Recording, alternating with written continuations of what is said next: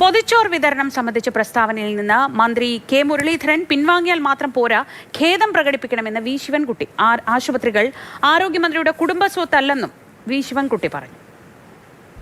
ഇത്തരത്തിലൊരു ഏറ്റവും സ്വാഗതം ചെയ്ത് അഭിനന്ദിക്കേണ്ട പദ്ധതിയെ അത് ഞാൻ അടച്ചുപൂട്ടുമെന്നുള്ള സ്വരത്തിൽ നിങ്ങൾ പ്രഖ്യാപനം നടത്തിയത് വളരെ തെറ്റായിപ്പോയി.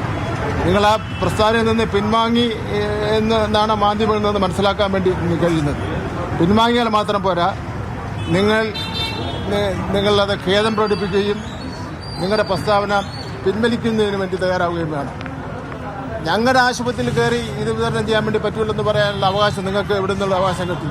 ആരോഗ്യ വകുപ്പ് മന്ത്രിയുടെ കുടുംബസ്വത്താണ് മെഡിക്കൽ കോളേജ് ജില്ലാ ആശുപത്രി, വിദ്യാഭ്യാസ മന്ത്രിയുടെ കുടുംബസ്വത്താണ് സ്കൂളുകൾ എന്ന് പറയാനുള്ള രീതി നമ്മുടെ നാട്ടിലുണ്ടോ? ഇത്തരം സാമൂഹിക പ്രവർത്തനങ്ങൾ നടത്തുന്നവരെ ഭീഷണിപ്പെടുത്തുന്ന സ്വരം അങ്ങ് ഉപേക്ഷിക്കുന്നതിന് വേണ്ടി തയ്യാറാവണം.